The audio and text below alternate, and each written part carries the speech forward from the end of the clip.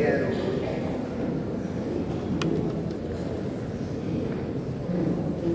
exaurir a Deus uma vez mais a minha gratidão em poder participar dessa escola bíblica de líderes aqui nessa cidade, conhecer esta igreja, ser recepcionado aqui, não como um pastor, não como um pregador, mas ser recebido aqui como um filho. Pastor Luiz, sua muito digna esposa, pastor Wagner, pastor Lázaro, na próxima vez a Netinha. Muito obrigado pelo desvelo que vocês me recebem aqui. Quem é pastor de igreja sabe a dificuldade que é, às vezes, se deslocar para atender um compromisso. E às vezes tem um lugar que a gente vai que não dá vontade de voltar. Mas aqui não dá vontade de ir embora. Eu louvo a Deus pela vida dos irmãos. Na minha primeira participação, eu fiz uso da palavra baseado em 3 princípios da liderança de Jesus: o amor, a dependência e a humildade.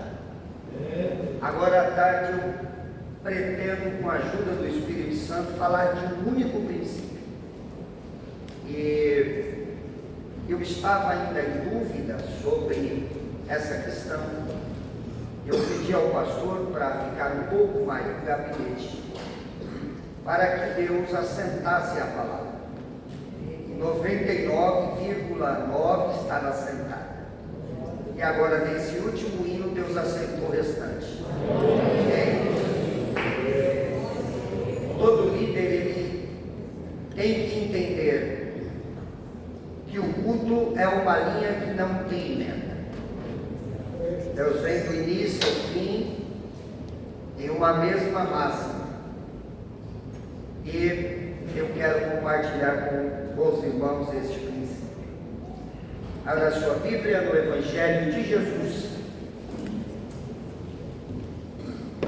escrito pelo evangelista Lucas, capítulo 11. Quero ler do verso 1 ao verso 4. Os irmãos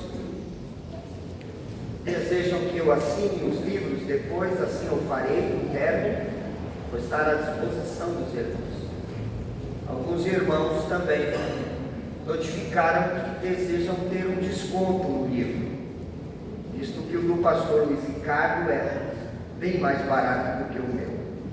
É que ele está aqui e eu estou aqui. Mas vamos fazer assim, haverá um desconto lá. Amém, irmãos? Amém.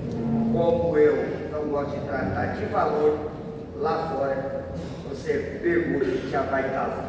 Ok? Vamos ao texto encontrado, digam amém. Amém. E aconteceu que, estando ele a orar num certo lugar, quando acabou, lhe disse um dos seus discípulos: Senhor, ensina-nos a orar, como João também João ensinou aos seus discípulos. E ele lhes disse: quando orardes, dizei: Pai, repitam, Pai. Uma vez mais, Pai. Terceiro e último, Pai. Santificado seja o teu nome, venha o teu reino. Repita, venha o teu reino. Mais uma vez, venha o teu reino. Terceiro e último, venha o teu reino. dia o pão nosso. Repita. Dai-nos a cada dia o pão nosso. Perdoa os nossos pecados. Digam. Perdoa os nossos pecados. Mais uma vez. Perdoa os nossos pecados. Terceiro e último. Perdoa os nossos pecados. Pois também nós perdoamos ao qualquer que nos deve. Não nos conduza em tentação, mas livra-nos do mal. Repitam. Livra-nos do mal. Mais uma vez. Livra-nos do mal. Terceiro e último. Livra-nos do mal. O ministério de Jesus fora um ministério revolucionário. E digo isto porque o seu ministério tinha como objetivo remover as escamas do pecado dos olhos dos homens para que lhes resplandecesse a luz do Evangelho. Embora o ministério de Jesus fosse um ministério revolucionário, o seu ministério foi muito curto no tocante à esfera do tempo. O ministério de Jesus se desenvolveu em 3 anos. Alguns estudiosos dizem 3 anos e meio. E esses 3 anos são conhecidos da seguinte forma: primeiro ano, o ano da inauguração. Foi no ano da inauguração em que Jesus mais operou, realizou milagres. Dos 35 milagres realizados por Jesus no Evangelho, 28 deles no Evangelho sinótico, a saber, Mateus, Marcos e Lucas, e 7 no Evangelho escrito por João. Embora João, no capítulo 21, versículo 25, vai dizer que cuido que Jesus realizou, operou, fez muitos outros milagres que, se fossem registrados, o mundo inteiro não seria capaz de conter a quantidade de escritos. Esses milagres, a maioria deles foram realizadas no primeiro ano de seu ministério. E por quê? Porque não há nada mais impactante para um ser humano do que vivenciar o milagre ou do que receber o milagre. Basta nessa tarde Jesus realizar um milagre aqui. Ao passar dos anos você não vai saber mais quem pregou, nem qual foi a palavra, mas o milagre jamais sairá da tua mente e do teu coração. Assim, sabendo, Jesus inicia o seu ministério por intermédio da realização de milagres. O segundo ano é conhecido como o ano da popularidade. Este ano é o ano em que as multidões afluíam a Jesus. Para onde Jesus estava, a multidão estava atrás de Jesus. De certo, alguns por conta dos pães e dos peixes que ele multiplicava, por conta dos milagres, mas outros se aproximavam de Jesus por conta do ensino, por conta da palavra que vinha com autoridade. É neste segundo ano que Jesus vai compreender que a liderança tem que saber separar aqueles que estão para subtrair e aqueles que estão para multiplicar ao seu lado. O terceiro ano do ministério de Jesus é conhecido como o ano da oposição. Neste último ano, Jesus não realizou milagres. Neste último ano, Jesus não esteve junto à multidão. Neste último ano, ano da oposição, Jesus procurou estar com os seus discípulos, que eram 500. Dos 570, que aparece em Lucas 10, dos 70, 11 mais um, porque um era o diabo. Dos 11 mais um, 3, Pedro, Tiago e João. E dos 3, o mais íntimo, a saber, João, o único que reclinava a sua cabeça junto ao peito de Jesus e ouvia o bater forte do coração de Deus na terra, porque intimidade não é para todos, mas intimidade é para quem mais ama. Intimidade não é para todos, intimidade é para quem mais ama. Durante esses 3 anos do ministério de Jesus, o seu ministério foi um ministério de excelência, porque ele estava firmado sobre 3 pilares. O primeiro pilar, o pilar dos milagres, que foram 35. O segundo pilar, o pilar do ensino. E a maioria dos ensinos realizados por Jesus foram realizados por intermédio de parábolas, histórias comuns que refletiam verdades espirituais. Segundo os estudiosos, Jesus contou 39 parábolas. Segundo outros estudiosos, Jesus contou 41. A divergência de 3 se dá por conta de Lucas capítulo 15, onde alguns dizem ser 3. A do certo homem que tinha 100 ovelhas, a da mulher com a dracma e do pai com os 2 filhos. Alguns julgam ser 3, outros afirmam categoricamente que não eram 3, era uma única parábola, pois Lucas capítulo 15, verso 4, o texto vai dizer: então Jesus lhes propôs uma parábola.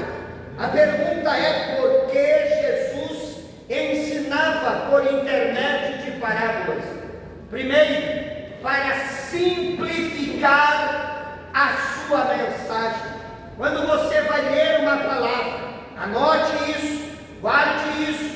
Todas as vezes que você for ler uma parábola, utilize essa regra de 4, que vai simplificar aquilo que Deus quer transmitir. Primeiro, Jesus falava em parábola para simplificar a mensagem. Se não, imagine, ele entra no templo com 12 anos de idade e ele passa a ensinar os doutores da lei. Alguém se assusta e diz: quantos anos tem? É ainda uma criança. Por que Jesus tinha essa capacidade de ensinar? Porque ele é o Verbo, ele é a palavra. Ele não está ensinando o que ele imagina, mas ele está ensinando o que ele é, o Verbo encarnado de Deus. Então ele ensina em parábolas para simplificar a mensagem. Segundo, Jesus ensinava por intermédio de parábolas para despertar o sentimento de uma criança que há em nós. Segundo, Jesus falava em parábolas para despertar o sentimento de uma criança que há em nós. Se não perceba, a criança está agitada. Basta mandar pará-lo e contar uma boa história ou uma história, como bem queira. A criança vai acalmando, o mundo imaginário da criança vai desaparecendo e toda a programação que ela estava formulando se desprograma, zera o HD. Então a introdução daquilo que se quer introduzir fica mais fácil. Jesus desperta o sentimento de uma criança que há em nós, para que a verdade absoluta e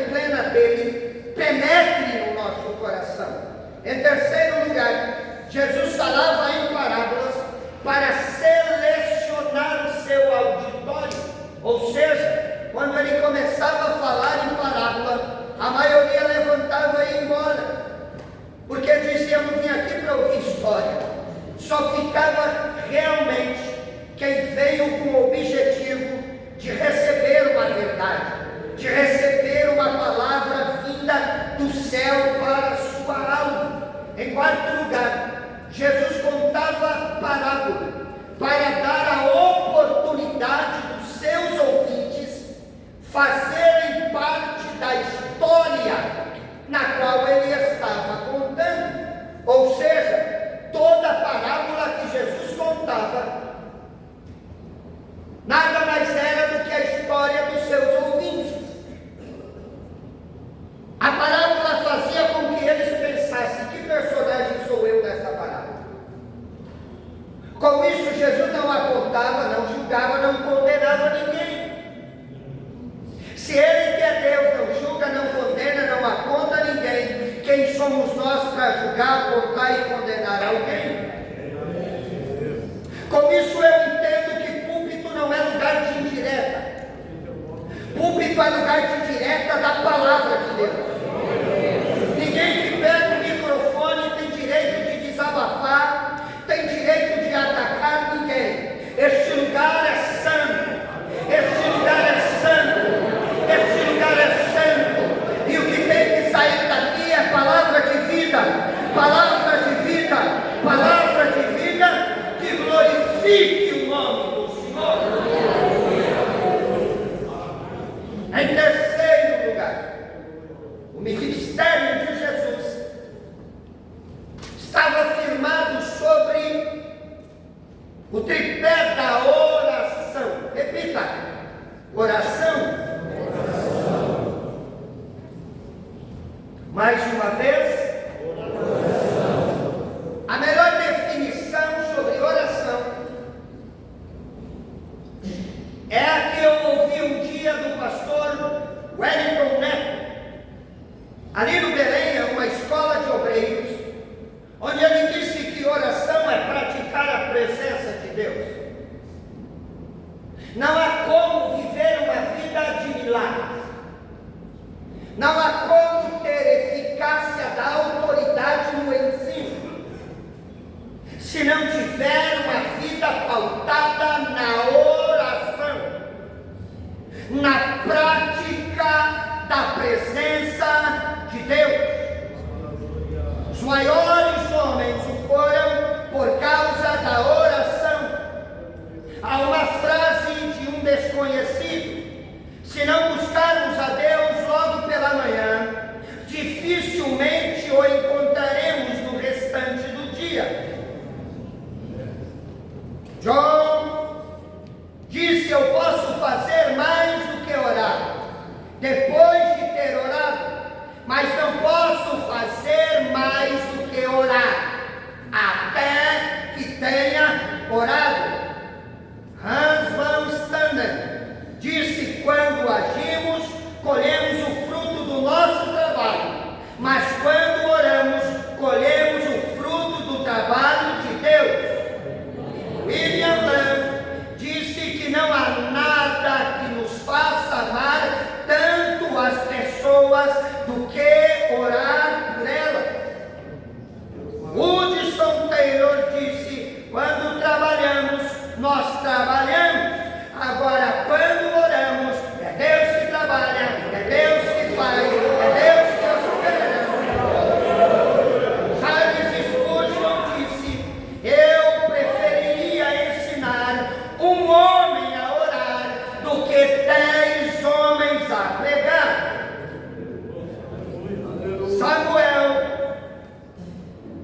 disse que a maior preocupação do diabo é afastar os cristãos da oração. Ele não teme os estudos, nem o trabalho, nem a religião daqueles que não oram. Ele irrita a nossa labuta, zomba da nossa sabedoria, mas treme quando nós oramos diante do Deus verdadeiro. Charles Miller disse: nunca pedi coisa alguma em oração sem um dia, afinal, recebê-la de alguma maneira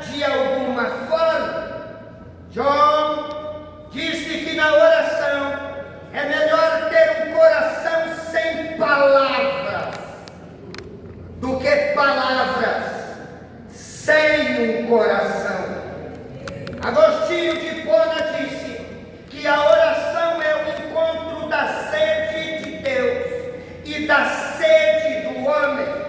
Martinho Lutero disse que a oração é o antídoto para todas as nossas aflições.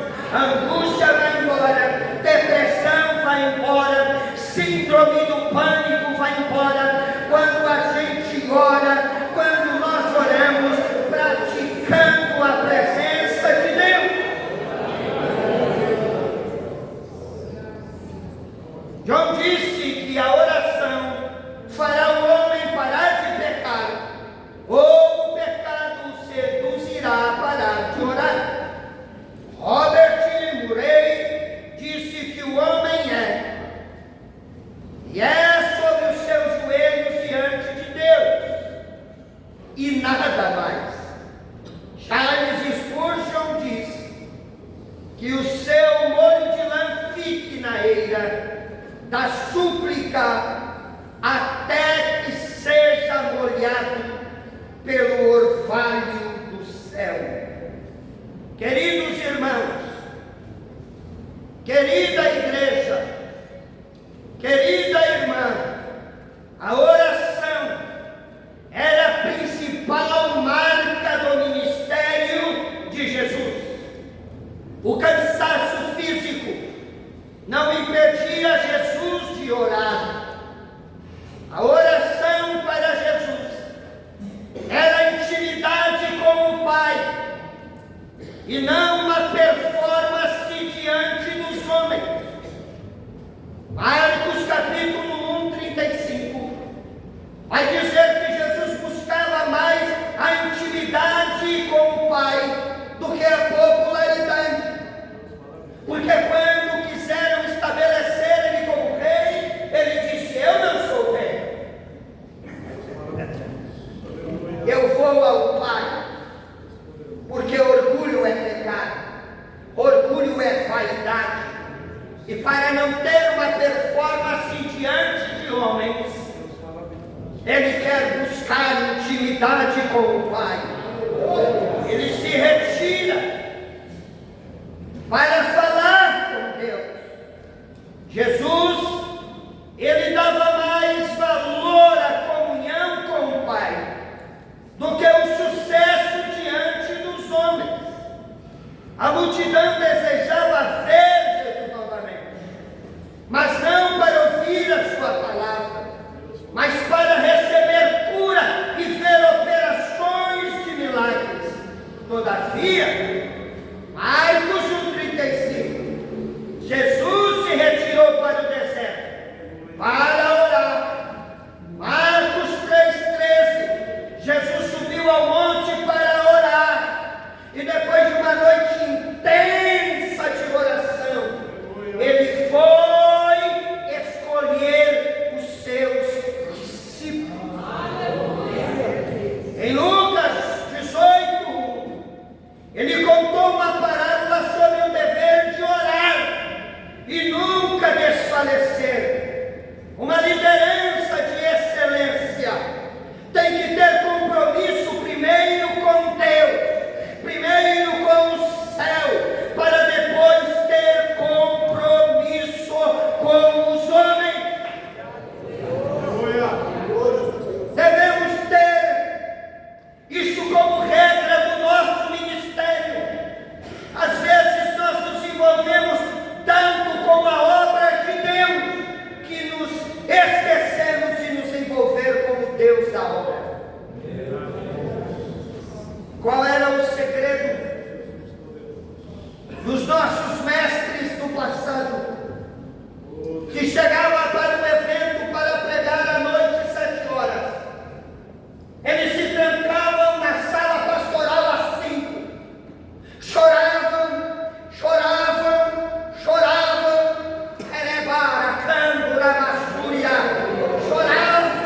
e quando subia na autoridade do Espírito Santo, subia na graça do Espírito Santo,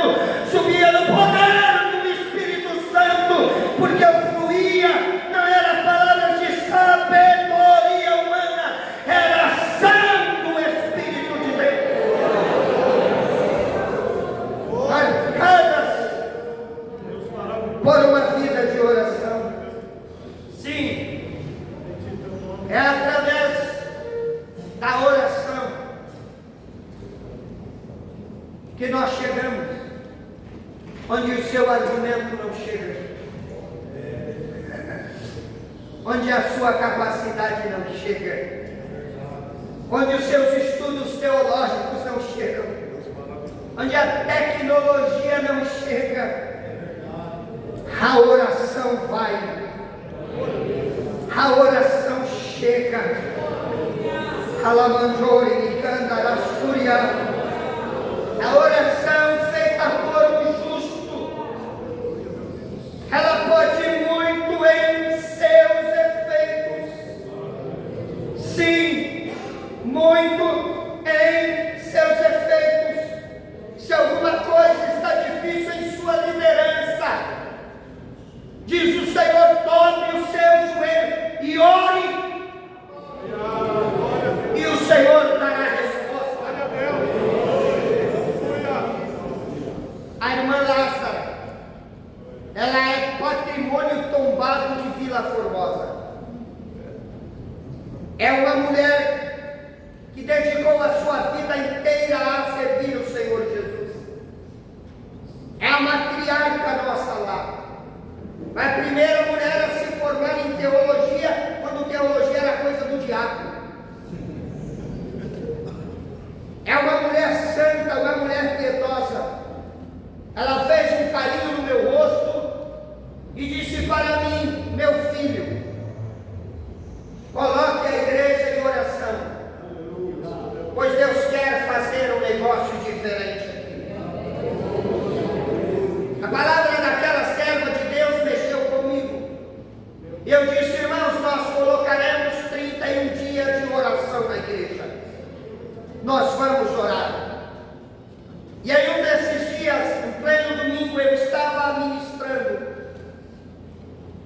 E o Senhor disse, chama o povo à frente e ore. Porque hoje eu vou livrar de AVC, de derrame e de infarto.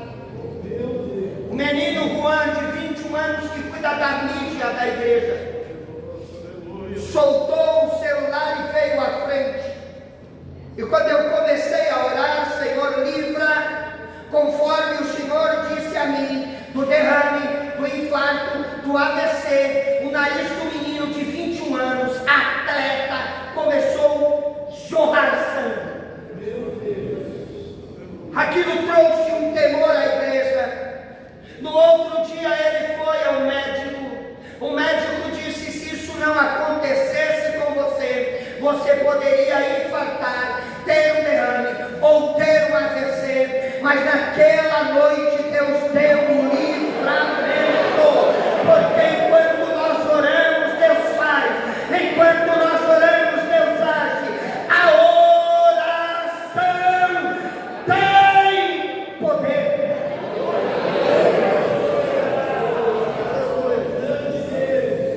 Sim. Vamos sair da introdução, vamos para o texto. Estão com a Bíblia aberta ainda? Digam amém. Amém. Perceba que Jesus orou antes de ensinar os seus discípulos. Repita isso comigo. Antes de ensinar a orar, ele orou. Eu penso, pastor Luiz, que este pedido dos discípulos, ou melhor dizendo, de um dos discípulos, Lucas 11, verso 1, foi o pedido mais inteligente que os discípulos fizeram a Jesus. Jesus nos ensina a orar. Eles não pediram, nos ensina a curar, nos ensina a ressuscitar mortos, nos ensina a pregar com autoridade, nos ensina a ensinar como você ensina. Mas o pedido foi, nos ensina a orar. Deixa eu te fazer uma pergunta.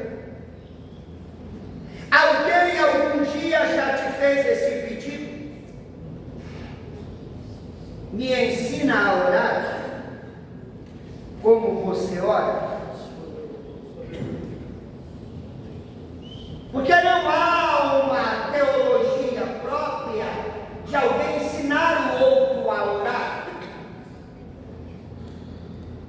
a não ser o exemplo de uma vida pautada à oração. Eles olhavam Jesus varando a noite inteira em oração. Deus, aleluia, glória a Jesus. E eles perguntavam: da onde vem tanta conversa? Porque a oração não é esse monólogo chato, em que um fala e a orelha do outro fica vermelha de tanto ouvir. Porque é horrível. Você está perto de uma pessoa que só ela quer falar. Oração não é um monólogo. Oração é um diálogo. Eu falo e me calo. Aleluia, glória a Deus. E na quietude do meu coração eu recebo a orientação, a direção, o fortalecimento, a graça, o renovo, a autoridade e o poder. A intimidade era tremenda. E aí eu te pergunto, por que os nossos decanos e matriarcas são aqueles que frequentam a reunião de oração, e os mais novos nunca vêm, porque não descobriram ainda o poder secreto da oração? A oração não transforma pessoas sem antes transformar aquele que está em oração.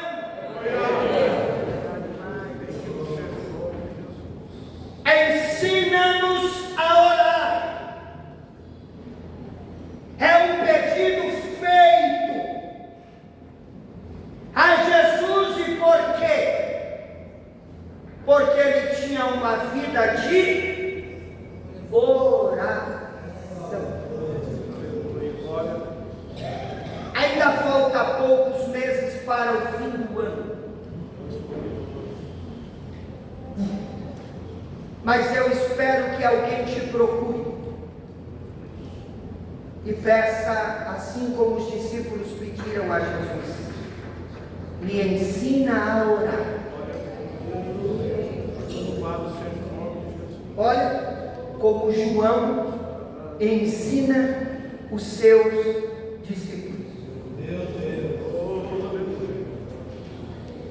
Existe um ensinamento que se chama influência.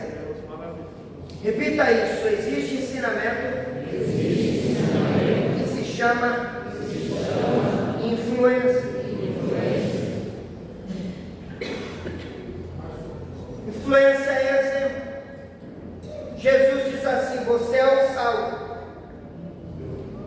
você é como sal, você é como luz, você é como bom perfume, você é como a carcalida. Ó, são influências. Você é como sal, influência invisível, entrou em contato, transforma tudo. Luz, você é uma influência visível. Quando chega, a trevas bate em retirada, as trevas desaparecem. Bom perfume, influência notada. Que coisa! Cartalina, influência testificada. Deus te levantou nesta cidade, líder, para ser uma influência.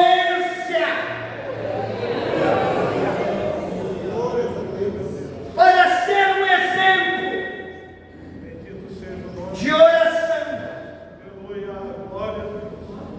Preste atenção. texto. Jesus ensina a mesma oração 2 vezes. Quantas vezes? Quantas? A primeira vez em Mateus capítulo 9. Capítulo 6, melhor dizendo. Mateus capítulo 6, do verso 9 ao verso 13. A segunda vez ele ensina em Lucas, capítulo 11, do 1 ao 4. A primeira vez ele está no primeiro ano do seu ministério. A segunda vez ele está no segundo ano do seu ministério. A primeira vez ele ensina após o Sermão do Monte. A segunda vez ele ensina após a visita na casa de um amigo por nome Lázaro. A primeira vez ele ensina no monte. A segunda vez no caminho. A primeira vez ele ensina uma multidão. A segunda vez ele ensina a discípulos. E aí ele vai ensinar. Querem aprender a orar? Eu vou ensinar 5 formas para você orar e nunca mais esquecer.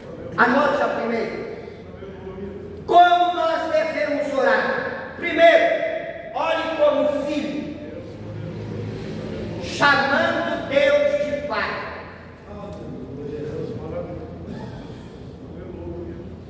Ore como filho, chamando Deus de Pai.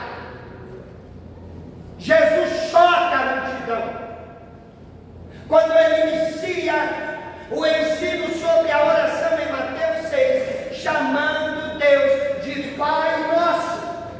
Até então ninguém se referiu a Deus como Pai, mas ele vai notificar a todos que ele não está ali por estar, ele está ali porque ele tem um Pai, porque ele tem paternidade, porque ele tem alguém que valida a sua chamada. E olha uma diferença de Mateus 6 para Lucas 11. Mateus 6 ele diz Pai Nosso. Lucas 11 ele diz Pai.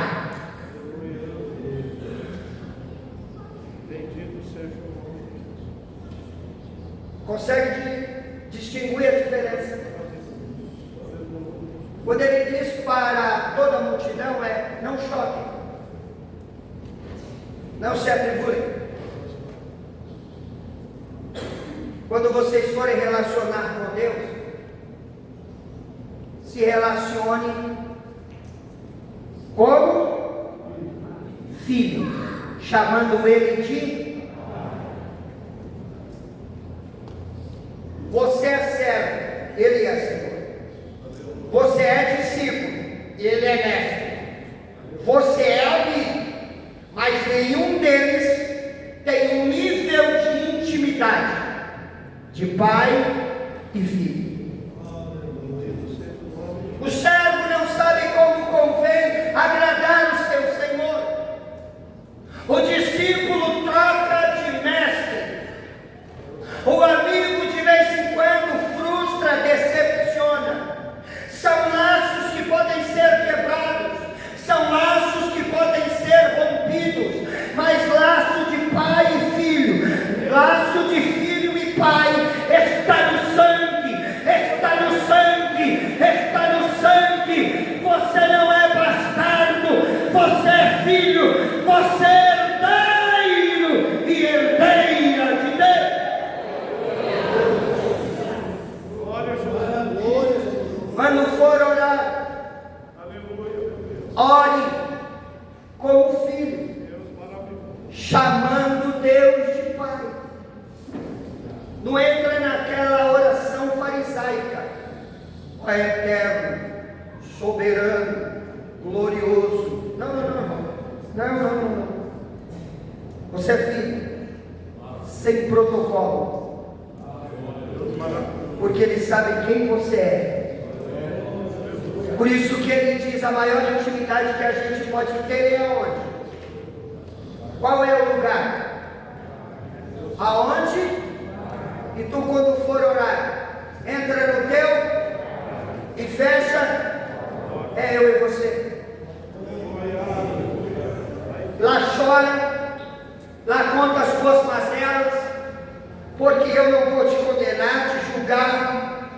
Eu vou te abraçar como um pai abraça o filho. Eu vou te renovar, te fortalecer, te curar, te restaurar. Vou te levantar e vou fazer algo extraordinário na sua vida.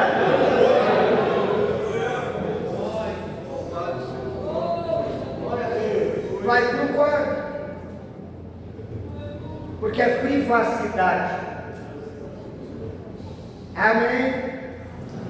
Em segundo lugar, quando você for orar, ore como cidadão do céu, dizendo: venha o teu reino, seja feita a tua vontade. O reino já veio, já chegou com a chegada dele, mas a vontade tem que ser feita todo dia. Nós temos que aprender a orar como cidadão do céu, dizendo: seja feita a tua vontade. As pessoas estão perguntando: Senhor, revela-me qual é a tua vontade. A vontade de Deus já está revelada. Vai aparecer na primeira epístola de Paulo aos Tessalonicenses: em tudo dai, porque esta é a vontade de Deus. Diga: gratidão. É a vontade de Deus. Quando eu sou grato, Romanos 12:2 se cumprir na minha vida, eu passo a experimentar a boa, perfeita e agradável vontade de Deus. A questão é porque sobra ingratidão e falta gratidão no nosso meio. Porque as pessoas ainda não descobriram o que é gratidão. Gratidão não é eu agradecer ao pastor Vanderlei por um bem que ele me dá. Isso é educação. Obrigado. Gratidão não é devolver a ele um bem recebido. Isto é reciprocidade. Gratidão não é celebrar um bem recebido. Isto é reconhecimento. Então, pastor, o que é gratidão? É um estilo de vida que glorifica a Deus em qualquer situação. Faça a tua vontade, porque se o Senhor me mandou para cá, não é para que eu seja envergonhado, humilhado, mas é para que o seu nome seja glorificado, exaltado, glorificado, exaltado, glorificado, exaltado, glorificado, exaltado, glorificado, exaltado. Há momentos que Deus não respeita a nossa vontade. Ele pega e nos coloca num vale, tal qual Ezequiel, no capítulo 37, ele olha e diz: eu estou no vale de ossos secos. Mas como o profeta Eliana, e ele diz: eu errei, deixa eu corrigir no verso 2, eu não estou no vale de ossos secos, eu estou no vale dos ossos sequíssimos. E o Senhor lhe faz uma pergunta: pode reviver os ossos?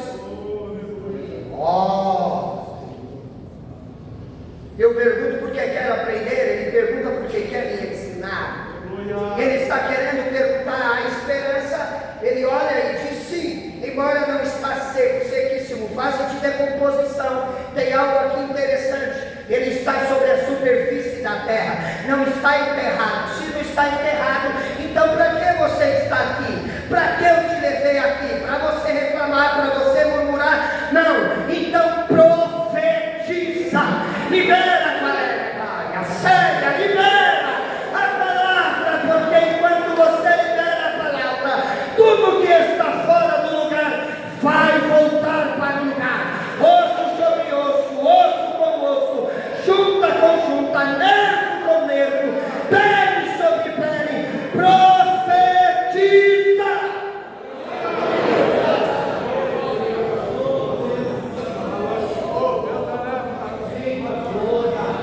Precisamos compreender uma verdade. Provérbios 18, 21 diz que a vida e a morte está no poder da língua.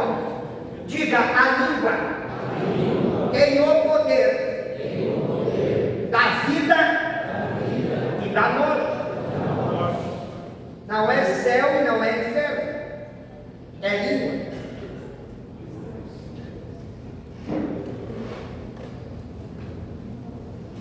Eu gosto desse silêncio. Porque se eu libero a língua para a vida ao seu lado, tudo vai acontecendo. Se há gratidão no coração, tudo vai acontecendo. Porque o que é gratidão, pastor? É a chave que abre a porta. É a chave que deixa a porta aberta para um segundo, terceiro, quarto e infinitos milagres. Que é a ingratidão, é a chave que fecha a porta para o segundo, terceiro, quarto e infinitos milagres. A vida nas suas palavras. Mateus 12:35 diz que por causa das tuas palavras serás justificado. E por conta das tuas palavras serás condenado.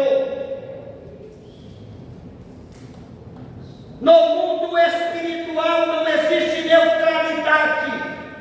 Quando você libera a palavra, ou o céu se apropria, ou Deus se apropria, ou o diabo se apropria, ou o inferno se apropria. Nesta tarde, na autoridade de Deus, ore para que seja cheio do Espírito Santo, para liberar palavras que abram o céu e faça Deus se mover. E aí Ezequiel, Senhor, já está tudo de pé, osso com osso, pele com pele, nervo com nervo, junta com junta, está tudo bonitinho.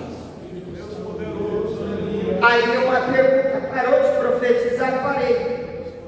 Está faltando o principal, vida. Aí eu perguntei para Deus: Deus, por que toda a face de uma caveira está sempre dando risada? Já percebeu disso? Já percebeu isso? Aí Deus me disse assim: é para disfarçar a ausência da vida. Quantos estão assim, sorriso aqui, mas lá dentro só Deus sabe como está. Mas aquele que começou a boa obra vai concluir.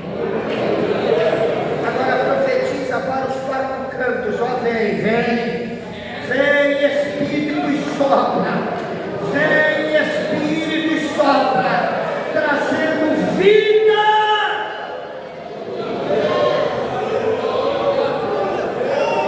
Haverá vida no teu ministério, haverá vida na tua liderança, haverá vida no teu casamento, haverá vida na tua família, haverá vida. Receba vida.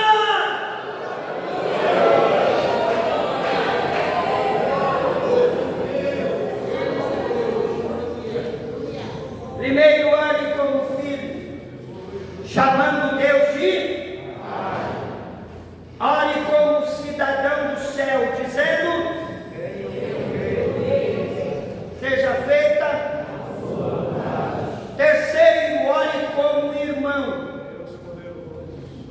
dizendo: pão nosso.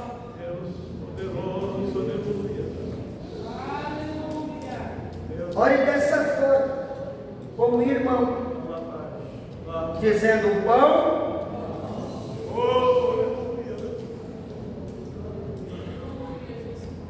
eu me encanto com o texto dos discípulos no caminho de Emaús, 24 calênios. Eles andam com Jesus, eles conversam com Jesus, mas não sabem quem é Jesus.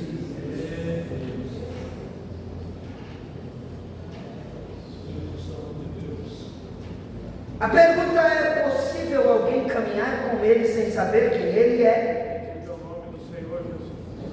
É possível alguém ouvir ele e não identificá-lo? É possível alguém receber a palavra e não conseguir entender a palavra? É possível. Até que no capítulo de Lucas vai dizer: entardecendo, declinando a noite, eles dizem: Jesus, entre. E o texto diz: entrou para ficar. Como é bom quando ele entra para ficar. Jesus procura um lugar. Qual é o lugar que ele procura? Diga: a mesa. O que tem sobre a mesa? Pão. Agora preste atenção.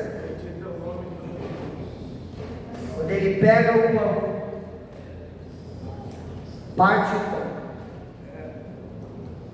e reparte o pão, os olhos se abrem.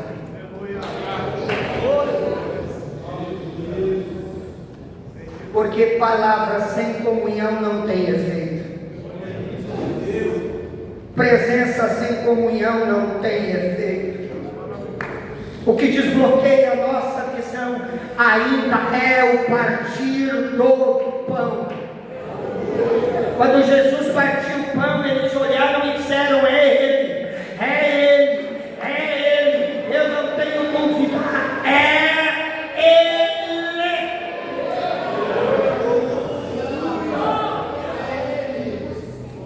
Porque há algo peculiar em Jesus. Olha o poder da gratidão. Ó, Jesus pegou um pouco dos pães, sim ou não? Pouquinho dos pães que o menino lhe deu. Ele levantou os pães e orou. Diz o texto: e deu graças. Só da graça que o povo vai se transformar em muito. Ele parte, reparte, e então ele divide. Vai.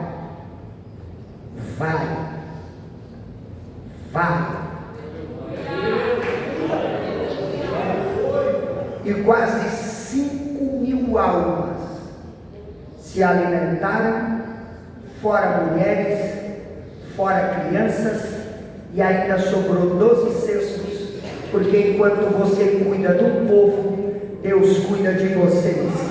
Enquanto vocês cuidam do povo, Deus cuida de vocês. Deus está dizendo: entre nós não pode haver nenhum necessitado, porque a comunhão, a unidade tem que suprir necessidades emocionais, psicológicas, sentimentais, tem que suprir necessidades financeiras. É o que Paulo diz: chorai com os que e alegrar com os que. O mais difícil não é chorar com quem chora, que a dor do próximo sensibiliza. O mais difícil é se alegrar com a alegria do outro. O irmão comprou o carro vermelho zero, aí o outro diz: não tinha outra cor não? Ou inveja maligna.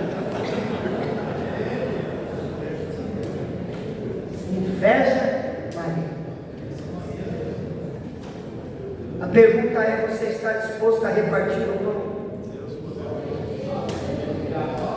E o texto diz que a igreja primitiva crescia, e crescia no partir do pão e na comunhão. Pode dizer para quem do seu lado: eu vou partir o pão com você. Diga: porque eu te amo. Quem ama cuida, quem ama supre necessidades. Conta comigo, conta com a minha casa, conta com a minha família. Louvado seja o nome do Senhor. Vamos lá, irmão, que tem 2 minutos e eu não posso furar o horário, senão me volta depois. Tem que ser inteligente. 4º lugar, ore como cristão,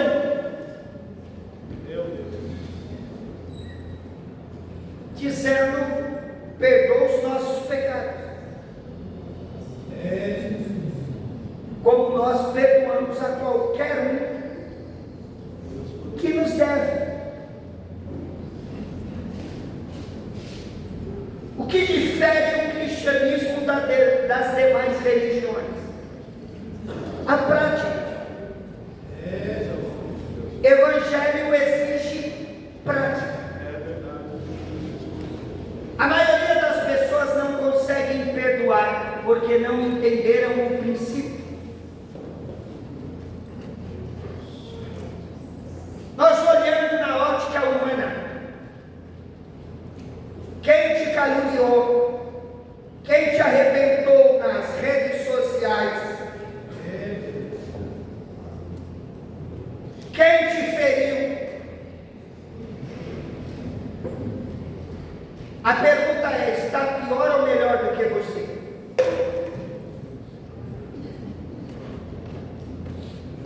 Eu vou dizer melhor, que você pode estar todo ferido, mas existe um travesseiro na sua casa, chamada sono. Você deita e dorme. Mas quem fez o mal, existe um travesseiro chamado consciência. Ela é implacável. Ela é o bicho que pega fogo lá do inferno e não se consome. Vai saber por que está lá. E aí Jesus estabelece um princípio. A gente pensa o seguinte: fez, vai ter que vir a mim para pedir perdão. É o contrário. Ele não vai vir porque não tem coragem, porque sabe que fez errado, porque já há o diabo na mente condenando. Mas o ensino de Mateus 18 é: se você sabe que o teu irmão tem algo contra ti, deixa a tua ofende, vai até o teu irmão e se reconcilia com ele. Porque esse negócio, eu perdoei, pastor, ele para lá, eu para cá, não teve perdão. Ladaia.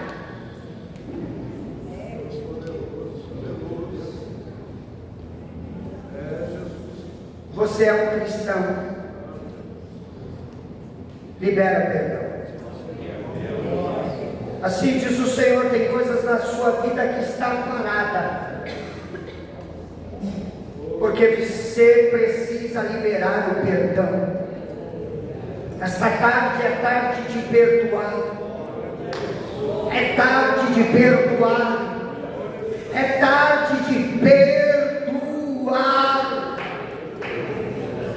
Olha quem disse isso, pois Jesus olha assim como um cristão: perdoa os nossos pecados, olha os nossos, porque nós perdoamos a qualquer um que nos deve. Eu te faço uma pergunta que ninguém se atenta a isso: o que foi mais difícil no ministério de excelência de Jesus?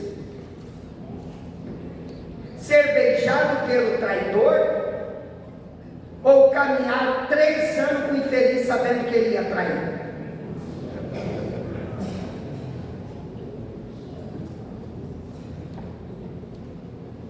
Conviver ou um ato? Conviver. Ele mudou com Judas? Mudou ou não? Lavou os pés de Judas, secou os pés de Judas, deu pão para Judas,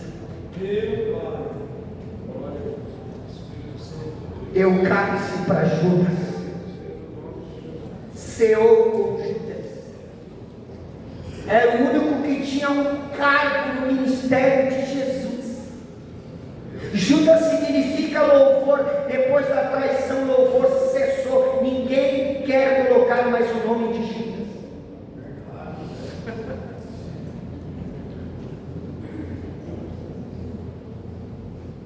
Eu, como pastor, me preocupo com um texto da Bíblia. Isso estremece a minha alma. Eu quero que você abra a sua Bíblia comigo agora.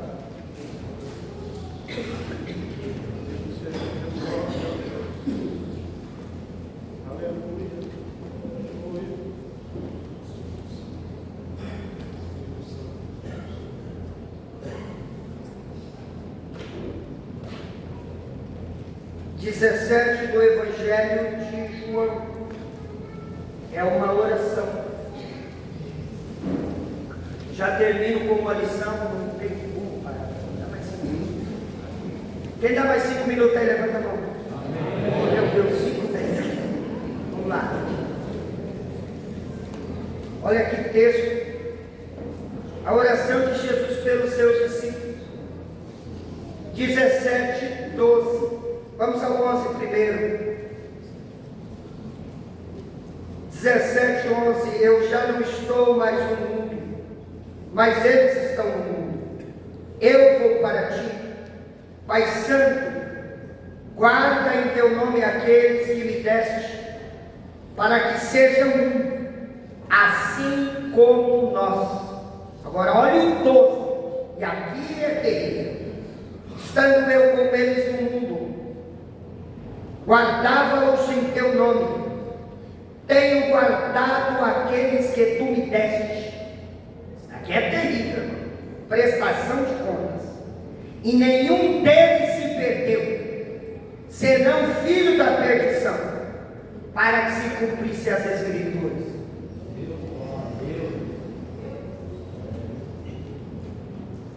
Jesus vai falar com o Pai e diz assim: nenhum deles se perdeu, só ele. Nenhum infeliz eu queria que se perdesse. Mas foi decisão dele, não minha. Líder, há um peso sobre a nossa vida, que um dia nós vamos ter que prestar contas diante de Deus.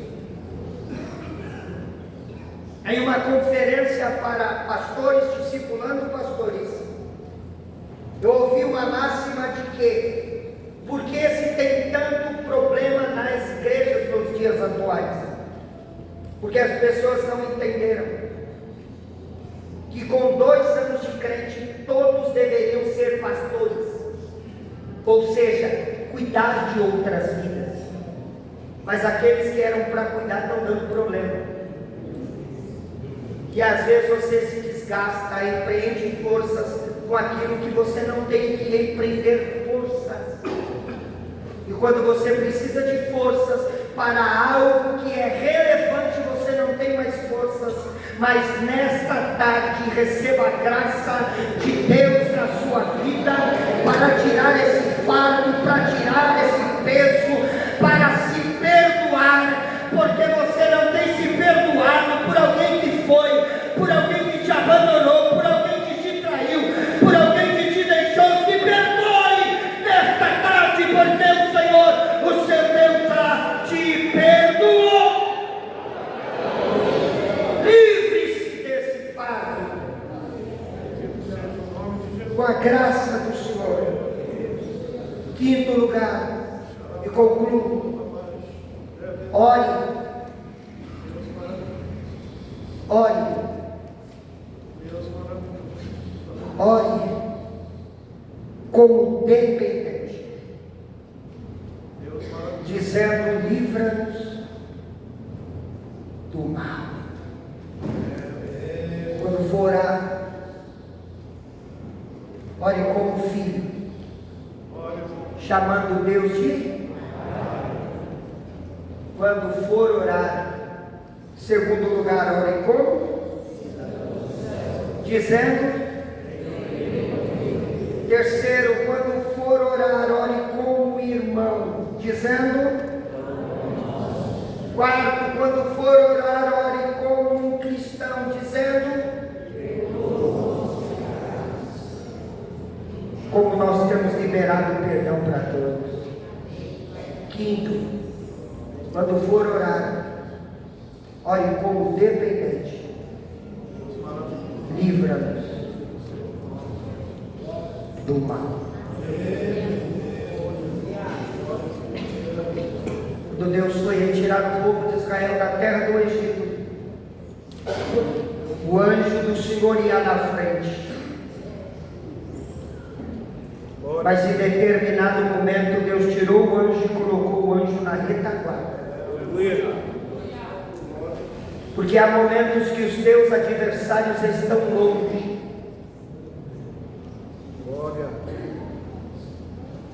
Porque covarde não ataca pela frente, ataca por trás. Mas 1000 cairão ao teu lado e 10.000 à tua direita, mas tu não serás atingido.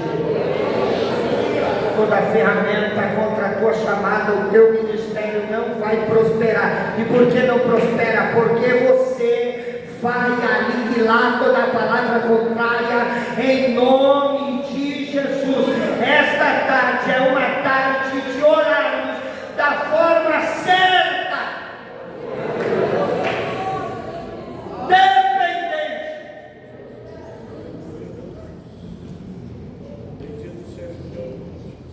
Depende de Deus. Coloque-se em pé e vamos orar.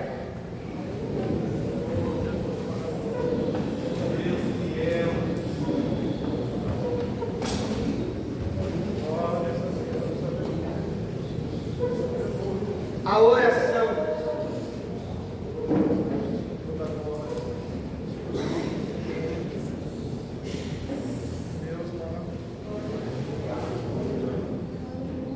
ela é a força motora para desenvolvermos o amor, para nós desenvolvermos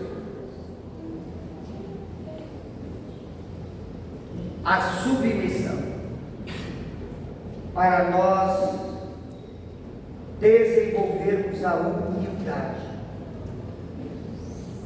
Esses são os sinais de Jesus, a liderança de excelência, tudo pela oração, nada sem a oração, tudo com a oração, nada pela ausência da oração. Pegue na mão do seu irmão. Pastor, isso não é costume nosso, mas é Bíblia. A Bíblia diz que quando Maria tocou em Isabel, foram cheias do Espírito Santo. Há poderes nas nossas mãos. Tudo que recebemos nesta terra tem que passar pelas nossas mãos. Compreende?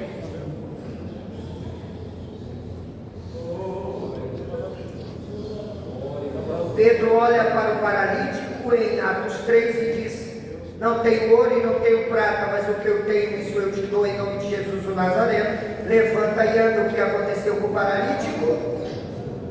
Diga nada. Ficou paralítico. Verso 7. Até que ele estendeu a mão, levantou, artelhos, tornozelos se firmou, saiu da porta e entrou para o templo, pulando, saltando e glorificando. Cada um dá o que tem, Quando você pega na mão do teu irmão, você vai transferir para ele o que Deus já deu para você. É por isso que líder que você não conhece, não permita colocar a mão sobre a tua cabeça. Só quem você conhece. Compreende isso? Existem áreas na sua vida que é fácil de ser superadas, mas a área que é difícil. Mas a área difícil na tua vida é fácil para o teu irmão. E as áreas que é difícil para você é fácil para ele.